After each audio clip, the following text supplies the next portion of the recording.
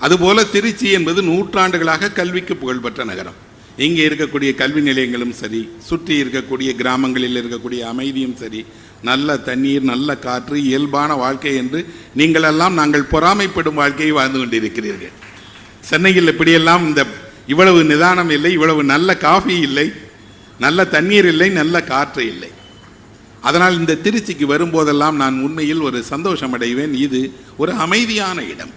நான் அறிந்தவரை திருச்சியில் எந்த மத சண்டைகளும், ஜாதி கலவரங்களும், பிரச்சனைகளும் வந்ததே இல்லை. இந்த மக்கள் பன்முகப்பட்டவர்கள், இணைந்து வாழ்கிறார்கள், இணைந்து மேன்மை வருகிறார்கள், வெளியிலிருந்து யார் வந்தாலும் அரவணைத்துக் கொள்கிறார்கள். இப்படி ஒரு பண்பாட்டினுடைய சிறப்பாக இருக்கக்கூடிய ஒரு நகரம். இன்னொரு பக்கம் சிராப் பள்ளியாக இருந்த நகரம் இது. சமணர்கள் தலை தோங்கிய நகரம், தமிழ் பள்ளி அமைத்த நகரம். இந்த நகரத்தினுடைய வரலாறு என்பது மிக நீண்டது. 2 ஆண்டுகளுக்கு முன்பு இதே அவையில் இந்த வரலாற்றினுடைய சுவடுகளை சொன்னேன். அதனால் திருச்சியில் பேசுவது என்பது எனக்கு மகிழ்ச்சியானது. அதிலும் நண்பர் நந்தலாலா அழைக்கிறார் என்றால் நான் எப்போதும் வருவேன். அவருக்கு ஒரு சிறப்பிடம் உண்டு. அவர் ஒரு முறை என்னுடைய நூல் வெளியீட்டில் வந்து என்னுடைய நூல் ஒன்றை பற்றி பேசினார். இன்று வரை நான் ஒவ்வொரு ஆண்டு நூல் வெளியீட்டின் போதும் ஒருவர் கேட்பார், நந்தலாலா வருவாரா சார், வந்து பேசுவாரா சார்? அப்படி ஒரு சிறப்பான உரையை நான் இதுவரை என் புத்தகங்களுக்கு எதற்கும் கேட்டதே கிடையாது. அவர் உண்மையில் அவருடைய உயரம் மிக அதிகம். அவர் தன்னை எப்போதுமே கொஞ்சம் கீழே வைத்துக் கொள்கிறார்.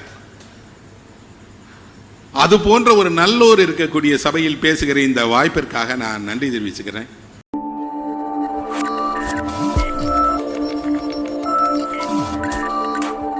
எனக்கு கற்றுக் கொடுத்த முதல் பாடம் என்ன அப்படின்னா, நேரம் தவறாமை தான். என்னால் திரும்ப கிடைக்கவே கிடைக்காத பொருள் உங்களிடம் இருக்கிறது என்றால் அது நேரம்தான். என்னுடைய ஒரு நாளை நான் செலவு செய்து விட்டால் திரும்ப எனக்கு கிடைக்கவே கிடைக்காது. என்னால் ஒரு 1000 ரூபாயை ஈட்டிட முடியும், ஒரு பொருளை மீண்டும் சம்பாதிச்சிட முடியும், ஒரு உடையை இன்னொரு முறை வாங்கிட முடியும். ஆனால் ஒரு நாளை நாம் செலவழித்தா நம்ம கை தவற விட்டுட்டோம்னா அது நமக்கு கிடைக்காது. ஆனால் நம்ம கையில் இல்லை. எல்லா திட்டங்களும் நாம் விரும்பியபடி நடப்பதும் இல்லை. அதுக்கு பின்னாடி இயற்கை ஒத்துழைக்கணும். இன்னும் சொல்லப்போனால் எல்லாம் பொருந்தி வரணும். இந்த எல்லாம் பொருந்தி வருவதை பற்றி பேசுவது தான் இலக்கியம். ஏன் பொருந்தவில்லை என்பதை பற்றி பேசுவது தான் இலக்கியம். நம் எதிர்பார்ப்புகள் எப்போதும் ஏன் ஏமாற்றம் அடைகின்றன என்பதை பேசுவது தான் இலக்கியம். இன்னும் சொல்லப்போனால் நாம் எல்லோரிடமும் சொல்வதற்கு கதை இருக்கிறது, மேடை தான் இல்லை, எழுதுவதற்கு சூழல் தான் இல்லை. இன்னும் சொல்லப்போனால் நாம் எல்லோர் கையில் பேனா கொடுத்தாலும் அவர்களால் எழுத்தாளர்களாக முடியும், அவர்களால் நல்ல கவிதை எழுத முடியும், நல்ல கட்டுரை எழுத முடியும். அதற்கான சூழல் அவர்களுக்கு அமையவில்லை. வீடு இடம் தரவில்லை, பணிச்சுமை, இன்னும் சொல்லப்போனால் 1000 கவலைகள் தின்னும் வாழ்க்கை. அதற்கு இடையில் தான் அவர்கள் நேரம் ஒதுக்கி வருகிறார்கள். அந்த வகையில் மாவட்டந்தோறும் சிறப்பாக புத்தக கண்காட்சிகளை ஏற்பாடு செய்து அதை ஒரு பண்பாட்டு இயக்கமாக, அறிவு இயக்கமாக தமிழக அரசு எடுத்து செல்கிறது என்றால் அது இந்தியாவிற்கே முன்னோடியான செயல் என்று பாராட்டுவேன். இந்தியாவில் வேறு எந்த மாநிலத்திலும் இப்படியெல்லாம் மாவட்டம் தோறும் நடக்கலை. நான் 2 நாட்களுக்கு முன்பாகத்தான் மலேசியாவிலிருந்து திரும்பினேன். அங்கே நான் செல்லும் இடமெல்லாம் என்ன கேட்கிறார்கள் தெரியுமா? உங்கள் மாநிலத்தில் மாவட்டந்தோறும் புத்தக கண்காட்சியாமே, ஒவ்வொன்றிலும் பல்லாயிரம் பேர் வருகிறார்களே, இவ்வளவு லட்சம் புத்தகங்கள் அங்கே விற்பனையாகின்றன என்று படிக்கிறோம். எங்களுக்கெல்லாம் அப்படி கிடைக்கவில்லையே. எங்கள் நாட்டில் தமிழர்கள் வாழ்கிறார்கள், தமிழ் நூல்கள் கிடைக்கலையே. நீங்கள் உங்கள் அரசிடம் சொல்லி எங்களுக்கும் ஒரு புத்தக கண்காட்சி ஏற்பாடு செய்யுங்கள்ங்கிறாங்க. உண்மையில் தமிழக அரசு கொஞ்சம் இன்னும் மனம் வந்தால் உலகம் முழுவதும் புத்தக கண்காட்சிகளை ஏற்பாடு செய்யும்.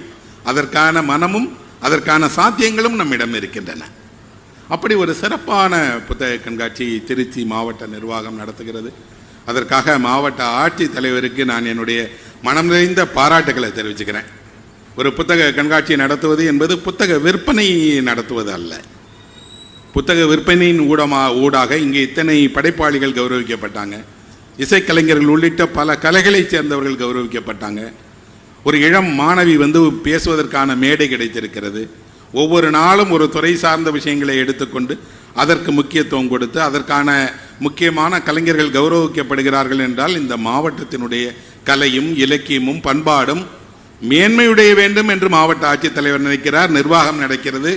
நந்தலாலா போன்றவர்கள் அதற்கு உறுதுணையாக இருக்கிறார் என்றால் அவர்களுக்கு என்னுடைய மனமிழந்த பாராட்டுகளை தெரிவிச்சுக்கிறேன். இப்படி இவர்கள் செய்யலாம், செய்வதற்கான வசதி இருக்கிறது. ஆனால் உங்களைப் போல நேரத்தை ஒதுக்கி கேட்பதற்கு வந்திருக்கிறீர்கள் இல்லையா, உங்களுக்குத்தான் என் முதல் வணக்கம்.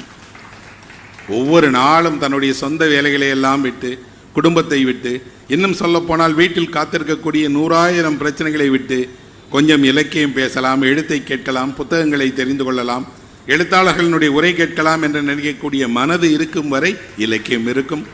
இது போன்ற இயக்கங்களும் தொடர்ந்து செய்யும். ஆகவே இந்த திருச்சிக்கு வருவதும், திருச்சி புத்தக கண்காட்சியில் உரையாற்றுவதும் நான் மிகவும் விரும்பி செய்கிற ஒரு விஷயம். தமிழ்நாட்டின் வேறு எந்த நகரத்திற்கும் இல்லாத ஒரு சிறப்பு திருச்சிக்கு உண்டு. இது கல்வியால் புகழ்பெற்ற நகரம். படிப்பதற்கென்று இங்கே தான் வருவார்கள். ஆக்ஸ்போர்டை பற்றி சொல்வார்கள் இல்லை, நீங்கள் ஆக்ஸ்போர்டுக்கு போகிறீர்கள் என்றால் வேறு எதுவுமே கேட்க மாட்டார்கள், கல்வி பயில செல்கிறீர்களா என்று கேட்பார்கள். அதுபோல திருச்சி என்பது நூற்றாண்டுகளாக கல்விக்கு புகழ்பெற்ற நகரம். இங்கே இருக்கக்கூடிய கல்வி நிலையங்களும் சரி, சுற்றி இருக்கக்கூடிய கிராமங்களில் இருக்கக்கூடிய அமைதியும் சரி, நல்ல தண்ணீர், நல்ல காற்று, இயல்பான வாழ்க்கை என்று நீங்களெல்லாம் நாங்கள் பொறாமைப்படும் வாழ்க்கையை வாழ்ந்து கொண்டிருக்கிறீர்கள். சென்னையில் இப்படியெல்லாம் இவ்வளவு நிதானம் இல்லை, இவ்வளவு நல்ல காஃபி இல்லை, நல்ல தண்ணீர் இல்லை, நல்ல காற்று இல்லை. அதனால் இந்த திருச்சிக்கு வரும்போதெல்லாம் நான் உண்மையில் ஒரு சந்தோஷம் அடைவேன். இது ஒரு அமைதியான இடம்.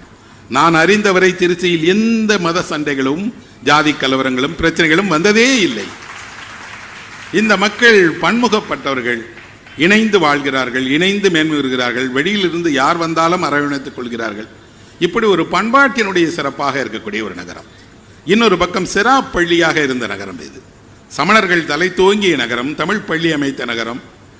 இந்த நகரத்தினுடைய வரலாறு என்பது மிக நீண்டது. 2 ஆண்டுகளுக்கு முன்பு இதே அவையில் இந்த வரலாற்றினுடைய சுவடுகளை சொன்னேன். அதனால் திருச்சியில் பேசுவது என்பது எனக்கு மகிழ்ச்சியானது. அதிலும் நண்பர் நந்தலாலா அழைக்கிறார் என்றால் நான் எப்போதும் வருவேன். அவருக்கு ஒரு சிறப்பிடம் உண்டு. அவர் ஒரு முறை என்னுடைய நூல் வெளியீட்டில் வந்து என்னுடைய நூல் ஒன்றை பற்றி பேசினார். இன்று வரை நான் ஒவ்வொரு ஆண்டு நூல் வெளியீட்டின் போதும் ஒருவர் கேட்பார், நந்தலாலா வருவாரா சார், வந்து பேசுவாரா சார். அப்படி ஒரு சிறப்பான உரையை நான் இதுவரை என் புத்தகங்களுக்கு எதற்கும் கேட்டதே கிடையாது. அவர் உண்மையில் அவருடைய உயரம் மிக அதிகம். அவர் தன்னை எப்போதுமே கொஞ்சம் கீழே வைத்துக் கொள்கிறார். அது போன்ற ஒரு நல்லோர் இருக்கக்கூடிய சபையில் பேசுகிற இந்த வாய்ப்பிற்காக நான் நன்றி தெரிவிச்சுக்கிறேன். ஒவ்வொரு ஆண்டும் ஆகஸ்ட் மாதம், அக்டோபர் மாதம் 10ஆம் தேதியை எழுத்தாளர்கள் எதிர்பார்த்து கொண்டிருப்போம். அந்த 10ஆம் தேதிக்கு என்ன சிறப்பு என்றால், அன்றுதான் இலக்கியத்திற்கான நோபல் பரிசு அறிவிக்கப்படும். அக்டோபர் மாதம் 10ஆம் தேதி மாலை 4 மணிக்கு நோபல் பரிசு அறிவிக்கப்படும் போது உலகின் எந்த தேசத்தை சேர்ந்த ஒரு படைப்பாளி அங்கீகாரம் பெறுகிறார் என்று அந்த விருது கிடைத்த மறுநாள் அவர் உலகத்தின் மிகச்சிறந்த எழுத்தாளராக அங்கீகரிக்கப்படுவார். எனக்கெல்லாம் இருக்கக்கூடிய ஒரு மிகப்பெரிய கவலை, வருத்தம் என்ன என்றால், அந்த பட்டியலில் இதுவரை ஒரு தமிழ் எழுத்தாளர் பெயர் இடம்பெறவே இல்லை. 120 ஆண்டுகளாக இலக்கியத்திற்கு நோபல் பரிசு வழங்கப்பட்டு கொண்டிருக்கிறது. இந்தியாவிலிருந்து தாகூர் தான் அதை வென்றிருக்கிறார். வேறு எவருக்கும் அந்த பட்டியலில் இடமில்லை. ஆனால் உலக இலக்கியத்தில் அந்த நோபல் பரிசு பெற்ற படைப்பாளிகளுக்கு நிகரான படைப்பாளிகள் தமிழில் இருக்கிறார்கள். கவிஞர்களாக இருக்கலாம், சிறுகதை ஆசிரியர்களாக இருக்கலாம், நாவலாசிரியர்களாக இருக்கலாம், அதற்கு தகுதியானவர்கள் தான். ஆனால் நமக்கு அந்த அங்கீகாரம் தான் கிடைக்கவில்லை. உலகின் கவனம் இன்னும் தமிழ் மீதும், தமிழ் இலக்கியத்தின் மீதும், தமிழ் படைப்பாளிகளின் மீதும் விழவில்லை. ஆனால் ஒவ்வொரு ஆண்டும் நாங்கள் ஆசையோடு எதிர்பார்த்து கொண்டிருப்போம். எதற்காக தெரியுமா? நாங்கள் விரும்பி படிக்கிற எழுத்தாளர்கள் யாராவது ஒருவருக்கு அது கிடைக்கும் என்றால் அது நமக்கே கிடைத்தது போலதான். அந்த எழுத்தாளரை எவ்வளவு ஆசையாக தேடி படித்திருக்கிறோம், எத்தனை ஆண்டுகள் அவரை விரும்பி விரும்பி படித்திருக்கிறோம், அவருக்கு கிடைக்காதா என்று பட்டியலில் பார்ப்போம். இந்த ஆண்டு கூட 4 பேர்களை சொல்றாங்க, அவர்களில் ஒருவருக்குத்தான் கிடைக்கும் என்று. அந்த 4 பேர்களுக்கும் என்ன சிறப்பு தெரியுமா? 4 பேருமே நாவலாசிரியர்கள் தான். உலகில் நோபல் பரிசு பெற்றவர்களில் 120 பேரில் 68 பேர் நாவலாசிரியர்கள். அப்படின்னா நாவலாசிரியர்களுக்குத்தான் நோபல் பரிசு கிடைக்கிறது. நாவல் தான் கொண்டாடப்படுகிறது. நாவல் தான் சர்வதேச அளவில் விரும்பி வாசிக்கப்படுகிறது. 10 ஆண்டுகள் 15 ஆண்டுகளுக்கு முன்பாக ஹாரி போட்டர் என்ற ஒரு நாவல் வெளியானது. குழந்தைகள் விரும்பி படித்தார்கள். பள்ளி மாணவர்கள் எல்லாம் தன் பையில பாட புத்தகத்துக்கு நடுவில் இந்த ஹாரி போட்டரை வைத்துக் கொண்டு போய் படித்தார்கள். தமிழில் வெளியாகி அது ஒரு பெரிய வரவேற்பை பெறலை. ஆனால் ஆங்கிலத்தில் பெரிய நூல், 600-700 பக்கங்கள் கொண்ட ஒரு நீண்ட வரிசை உள்ள நூல். அந்த நூலை வாங்கி படிப்பதற்கும் ஆசையாக அதை பற்றி பேசுவதற்கும் பிள்ளைங்க எல்லாம் விரும்பினாங்க. அந்த புத்தகம் வெளியாவதற்கு முன்பாக முன்பதிவு செய்யப்பட்டது. புத்தக கடையில் காலையில் அந்த புத்தகம் கிடைக்கும் என்ற அறிவிப்பு வெளியான போது விடிகாலை 4 மணிக்கு புத்தக கடையில் வரிசையில் நின்றார்கள் பிள்ளைகள். தமிழ்நாட்டில் மட்டுமல்ல, பெங்களூரில், கல்கத்தாவில், மும்பையில் என்று இந்தியா முழுவதும் புத்தக கடைகளின் வாசலில் கடை திறப்பதற்கு முன்பாக புத்தகத்திற்கு முன்பதிவு செய்தவர்கள் நின்றார்கள். இதே போல முன்பதிவு செய்தவர்கள் வரிசையில் இங்கிலாந்தில் வந்து நின்றவர் இங்கிலாந்தினுடைய ராணி. அவரும் வரிசையில் நின்று அந்த நூலை வாங்குவதற்காக நின்றார் என்கிறார்கள்.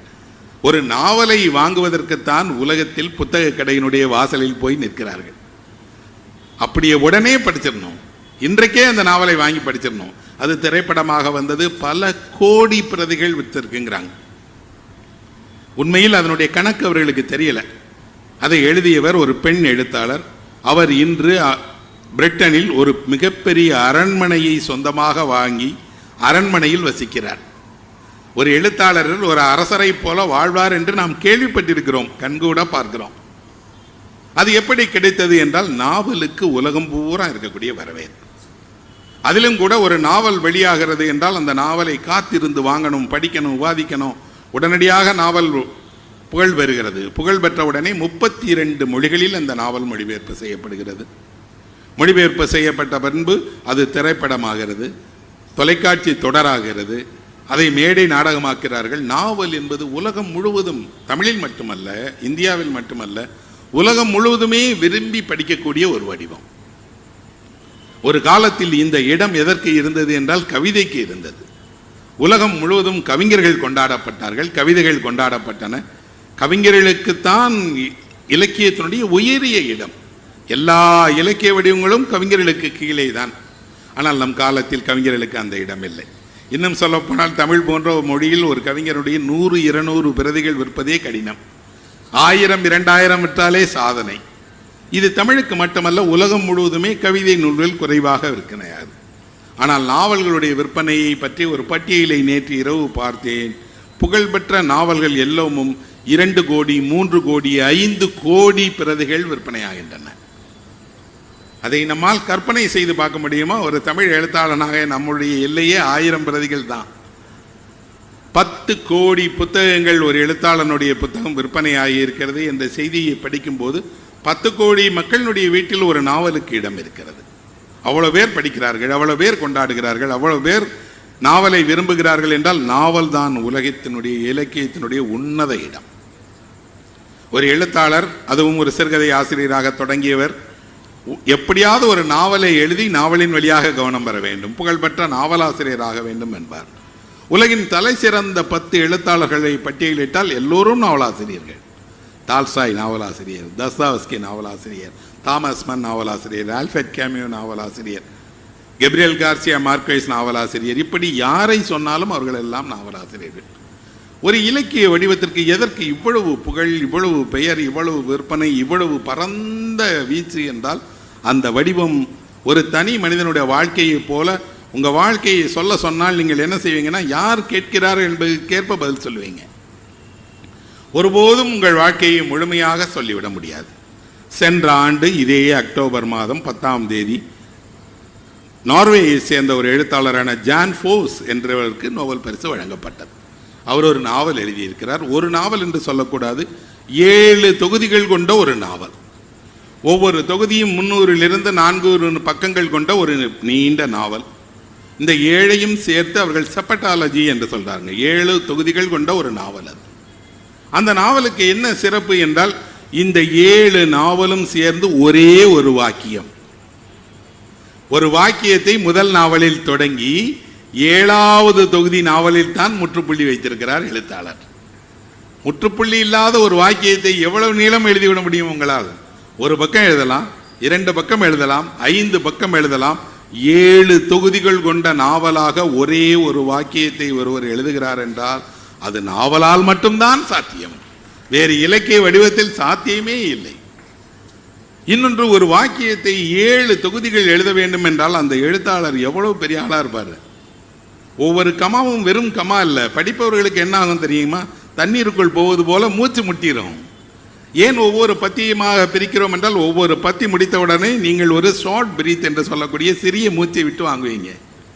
நீண்ட பக்கம், ஒரு பக்கம் முழுவதும் ஒரே வாக்கியமாக இருந்தால் படிச்சுட்டு போகும்போதே களைப்படைஞ்சிடுவீங்க. பாதியில் உங்கள் கண் பக்கத்தை விட்டு வெளியே வந்துடும். ஆனால் இவர் மிக நீண்ட வாக்கியம், அந்த வாக்கியம் 7 தொகுதிகளாக நீண்டு செல்கிறது. இவர் ஒரு அடிப்படையில் நாவலாசிரியரா என்றால் நாடக ஆசிரியர். அவரிடம் கேட்கிறார்கள், நீங்கள் ஏன் இப்படி ஒரு முற்றுப்பெறாத நீண்ட வாக்கியத்தை கொண்டு நாவல் எழுதினீர்கள் என்று கேட்டால் அவர் சொன்னார், என் வாழ்க்கை என்பது முற்றுப்பெறாத ஒரு நீண்ட வாக்கியம். வாக்கியம் முடிந்து போனால் வாழ்க்கை முடிந்து போயிடும். நான் பிறந்ததிலிருந்து என் மரணம் வரை இருக்கக்கூடிய என் வாழ்க்கை என்பது ஒரு மிக நீண்ட வாக்கியம். அந்த வாக்கியத்தை அப்படியே நான் ஒரு நாவலாக எழுதியிருக்கிறேன். உண்மைதான் நண்பர்களே, நீங்கள் யார் கேட்டாலும் சின்னதாக உங்கள் வாழ்க்கையை சொல்கிறேன். கேட்பவரை பொறுத்து, சூழலை பொறுத்து, சந்தர்ப்பத்தை பொறுத்து உங்கள் வாழ்வில் நடந்த மிக முக்கியமான நிகழ்வுகளை சொல்கிறீங்க. நாவல் என்பதும் வாழ்க்கை வரலாறு என்பதும் வேறு வேறு அல்ல. வாழ்க்கை வரலாறை எழுதுகிற மனிதனுக்கு சான்றுகள் இருக்கின்றன. இந்த மனிதன் இங்கே பிறந்தான், இங்கே வாழ்ந்தான், இங்கே கல்வி பயின்றான், இங்கே இறந்தான் என்ற சான்றுகள் இருக்கின்றன. அவனுடைய கல்லறையை நீங்கள் நேரில் பார்த்திட முடியும். அவன் பிறந்த வீட்டிற்கு உங்களால் சென்று பார்த்து விட முடியும். ஆனால் கற்பனையில் உதயமாகிற நாவலினுடைய கதாபாத்திரங்களுக்கு அவர்கள் பிறந்ததும் தெரியும், இறந்ததும் தெரியும், சான்றுகள் கிடையாது. நீங்கள் என்றாவது ஒரு நாவலில் இருக்கக்கூடிய புகழ்பெற்ற தமிழினுடைய நாவல் ஒன்று மோகமுள். மோகமுள்ளில் இருக்கக்கூடிய பாபு எங்கே இறந்தார் என்று நாவலில் பார்க்க முடியுமா? அல்லது அதில் வரக்கூடிய ஜமுனாவிற்கு எந்த வீட்டில் வசித்தார் என்று ஏதாவது ரேஷன் கார்டு இருக்கா? எதுவும் இல்லை. அப்படி என்றால் நம் வாழ்க்கையை போன்ற ஒன்றை ஒரு படப்பாடி உருவாக்குகிறான். அது நம் வாழ்வில் இருக்கக்கூடிய எல்லா விஷயங்களையும் பேசுவதாக இருக்கும். பேசுவதாக மட்டுமில்லாமல் நம் வாழ்வில் நாம் பார்க்க தவறிய, நாம் அறியாத, இன்னும் சொல்ல போனால் நிறைய நேரங்களில் நம் வாழ்க்கையில் எதற்கு முக்கியத்துவம் தருகிறோமோ அதில் உண்மையானது தானா என்ற ஒரு விசாரணையை நாவல் மேற்கொள்கிறது. நாவல் தத்துவத்தை பேசுகிறது, வரலாற்றை பேசுகிறது, நினைவுகளை பேசுகிறது, சமகால பிரச்சனையை பேசுகிறது. நாவல் தொட்டு பேசாத பிரச்சனை என்ற ஒன்றே இல்லை. அது இனி வரப்போகிற எதிர்கால தலைமுறையினை பற்றியும் கூட நாவல் எழுதுகிறார்கள். அதற்கு அறிவியல் புனைகதை நாவல் என்று பெயர், சயின்ஸ் ஃபிக்ஷன். அப்படின்னா நாவலால் எல்லாவற்றையும் செய்ய முடியும். இவ்வளவு புகழ்பெற்ற வடிவம் எப்படி இவ்வளவு புகழ்பெற்ற வடிவம் ஆகியது? யார் இதை தொடங்கினார் என்று பார்த்தால் 1508 ஆண்டில் ஜப்பானில் லேடி முராசாகி என்ற ஒரு பெண் தான் உலகின் முதல் நாவலாசிரியர். நாவல் எழுதுவதில் எவ்வளவு பெரிய படைப்பாளிகள் வெற்றி பெற்றிருக்கிறாங்க. ஆனால் நாவல் ஏன் ஒரு பெண்ணால் தொடங்கப்படுகிறது என்றால், பெண்களால் தான் நினைவுகளை காப்பாற்றவும், நினைவுகளை கோர்க்கவும், நினைவுகளுக்கு வடிவம் கொடுக்கவும் தெரியும். இந்த லேடி முராசாகி என்று சொல்லப்படக்கூடிய அந்த ஜப்பானிய பெண் தன் அரண்மனையில் பார்த்த, தன் சின்ன வயதிலிருந்து தான் அனுபவித்த விஷயங்களிலிருந்து, தன்னுடைய கணவன், அன்றைய ஆட்சி, அன்றைய அரசமைப்பு, அங்கிருந்த அரண்மனை வாழ்க்கை எல்லாவற்றையும் தொகுத்து, பிரிவு துயர் எவ்வளவு முக்கியமானது, எப்படியெல்லாம் பிரிவால் வாடுகிறார்கள் என்பதை எல்லாம் தொகுத்து அவர் கெஞ்சி கதை என்ற ஒரு நாவல் எழுதினார். அதுதான் உலகின் முதல் நாவலாக கருதப்படுகிறது. அதிலிருந்து தான் நாவல் புகழ்பெற்றது. இந்தியாவிற்கெல்லாம் நாவல் வந்து ஒரு 100 வருடம் 150 வருடம் ஆயிடுச்சுன்னு வச்சுக்கலாம். அதிலும் கூட இந்த நாவல்கள் முதல்ல வங்கத்திற்குத்தான் வந்தது. வங்காளத்தில் தான் இந்தியாவின் புகழ்பெற்ற ஆரம்ப கால நாவல்கள் எழுதப்பட்டது. தமிழுக்கு அதுக்கப்புறம் 100 வருஷத்துக்குள்ளே வந்திருக்கு. 100 வருடக்குள் எத்தனை தமிழில் நாவல்கள் வந்துருச்சு, எவ்வளவு வித்தியாசமான நாவல்கள். நிறைய நேரங்களில் நான் என்னுடைய நூலகத்தில் இருக்கக்கூடிய தமிழ் நாவல்கள் வரிசையை பார்த்தால் தெரியும், எல்லா மாவட்ட வாழ்க்கையும் தமிழில் எழுதப்பட்டது. எத்தனையோ விதமான வரலாற்று புனைவுகள் தமிழில் இருக்கு. இதே போல இந்தியாவினுடைய நாவல்கள் என்று பார்த்தால் அவ்வளவு மகத்தான நாவலாசிரியர்கள் இருக்காங்க. அவர்களுக்கெல்லாம் நினைவிடம் இருக்கிறது, சிலை வைக்கப்பட்டிருக்கிறார்கள். இன்னும் சொல்லப்போனால் தேவதாஸ் என்ற நாவலில் வரக்கூடிய கதாபாத்திரத்தை தெரியாதவரே கிடையாது. அது திரைப்படமாக வந்து வெளியானது. இந்தியா பூரா தேவதாஸ் போன்று காதல் தோல்வி அடைந்தவர்கள் இருந்தாங்க. ஆனால் அது ஒரு வங்க நாவல் என்றோ, அந்த நாவலில் வரக்கூடிய கதாநாயகன் தான் தேவதாஸ் என்றோ தெரியாது. இந்தியாவில் எங்கே காதலில் தோல்வியுற்றாலும் அவன் தேவதாஸ் தான். அவன் காதலிக்கிற பெண் பாருதான். அப்படின்னா ஒரு இந்தியாவிற்கு அத்தனை மாநிலங்களுக்கும் பொருந்தக்கூடிய ஒரு காதல் கதையை அவர் எழுதியிருக்கிறார்.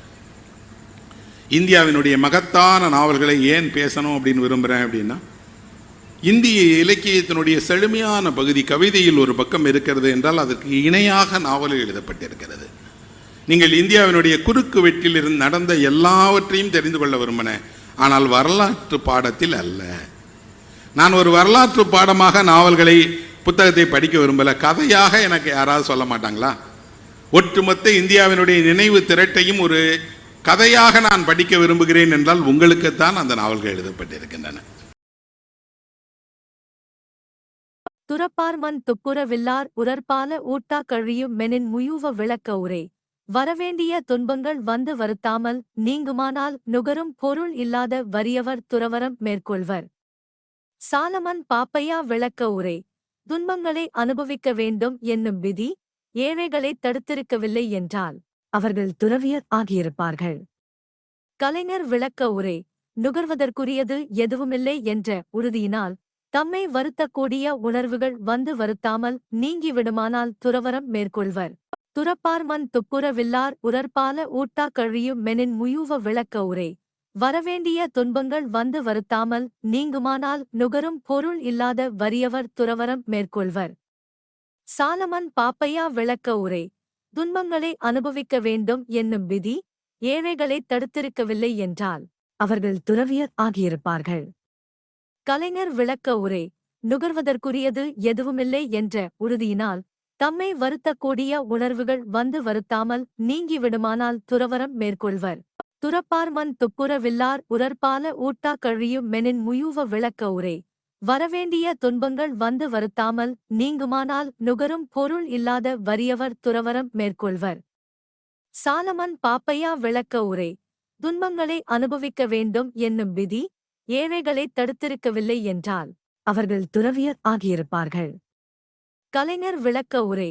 நுகர்வதற்குரியது எதுவுமில்லை என்ற உறுதியினால் தம்மை வருத்தக்கூடிய உணர்வுகள் வந்து வருத்தாமல் நீங்கிவிடுமானால் துறவரம் மேற்கொள்வர்.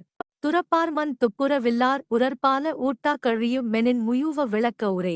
வரவேண்டிய துன்பங்கள் வந்து வருத்தாமல் நீங்குமானால் நுகரும் பொருள் இல்லாத வறியவர் துறவரம் மேற்கொள்வர். சாலமன் பாப்பையா விளக்க உரை.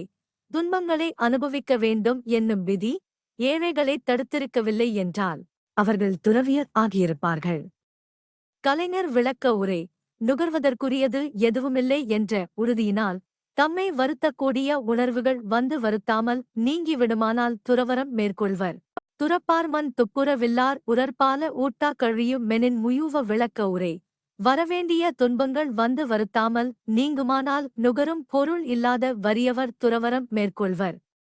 சாலமன் பாப்பையா விளக்க உரை.